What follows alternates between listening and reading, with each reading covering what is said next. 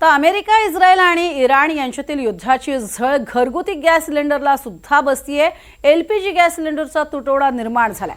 त्यामुळे ग्राहकांना सिलेंडर मिळण्यासाठी 3 ते 4 दिवसांची प्रतीक्षा करावी लागते। जळगाव शहरामध्ये दिवसाला 600 ते 800 घरगुती सिलेंडरची मागणी असते। मात्र सद्यस्थितीत 300 सिलेंडर पुरवठा करणं हे शक्य आहे। त्यामुळे बुकिंग केल्यावरही ग्राहकांना सिलेंडरसाठी 3 ते 4 दिवसांची प्रतीक्षा ही करावी लागते। या संदर्भात अधिक माहिती घेणार आहोत। मंगेश जोशी आमचे प्रतिनिधी आपल्या सोबत आहेत। मंगेश, एकीकडे या युद्धाचे परिणाम हे संपूर्ण देशभरात पाहायला मिळतात, त्यातच जळगावकरांना सुद्धा ही मोठी समस्या भेडसावतीये। काय नेमकं या संदर्भात गॅस कंपन्यांचं म्हणणं आहे आणि ग्राहकांची सध्याची अवस्था?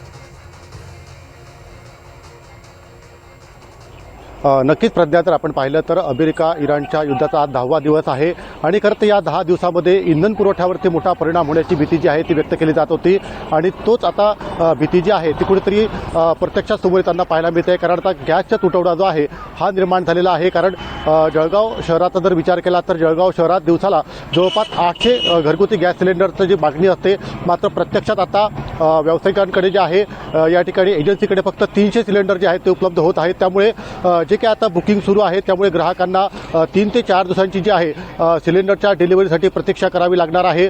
अजूनही मागणी मोठ्या प्रमाणात वाढत राहिल्यास तुटवडा जो आहे हा जाणवण्याची शक्यता आहे। त्यामुळे पुढील काळात जे आहे जवळपास 7 ते 8 दिवसांपर्यंत ग्राहकांना वाट पाहावी लागणार आहे। तर दुसरीकडे पाहायला गेलं तर एकीकडे शासनाने जे आहे व्यावसायिक सिलेंडरला तात्पुरती स्थगिती दिलेली आहे, पुरवठ्यावर तात्पुरती स्थगिती दिलेली आहे। कारण घरगुती पुरवठ्यावरती याचा परिणाम होऊ नये। मात्र ज्या पद्धतीने आता आपण बघतोय की पुरवठा ज्या पद्धतीने होतोय, मागणीच्या तुलनेत पुरवठा हा कमी होत असल्याने आता परिणाम जो आहे आता नागरिकांना देखील सहन करावा लागत आहे। एकीकडे जर पाहायला गेलं तर पॅनिक बुकिंग झाल्यामुळे कुठेतरी ही स्थिती जी आहे ही निर्माण झालेली आहे।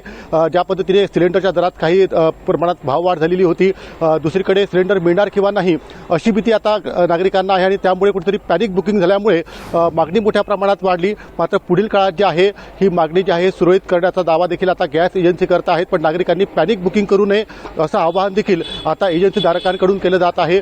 त्यामुळे आता पुढील काळात कशा पद्धतीने घरगुती गॅस पुरवठा जो आहे हा सुरळीत होणार हे देखील पाहणं महत्त्वाचं आहे। मात्र सद्यस्थितीत जरी अमेरिका आणि इराणच्या युद्धाचा परिणाम जो आहे आता थेट घरगुती सिलेंडरवर देखील पाहायला मिळतो आहे। प्रज्ञा, अगदी खरं आहे। आणि अन्न शिजवण्यासाठी उपयोगी असणारा हा गॅस, त्याला पर्यायी व्यवस्था नेमकी काय, हा सुद्धा एक महत्त्वाचा प्रश्न सध्या आवासून उभा राहतोय। त्यामुळे सध्या जरी सोलर कुकरचा वापर केला गेला तरी सुद्धा अनेक प्रश्न हे मिटू शकतात। मात्र त्यावरती सध्या संशोधनं सुरू आहे किंवा सोलर कुकरची संख्या ही तुलनेत कमी असल्याचं सुद्धा पाहायला मिळते आणि त्यामुळेच मोठा फटका हा सध्या बसतोय। केवळ जळगावकरच नव्हे तर अनेक ठिकाणी फटका बसत असल्याचं चित्र हे येत्या काळात आता समोर येऊ शकतं। तुर्तास धन्यवाद या संपूर्ण माहितीसाठी मंगेश।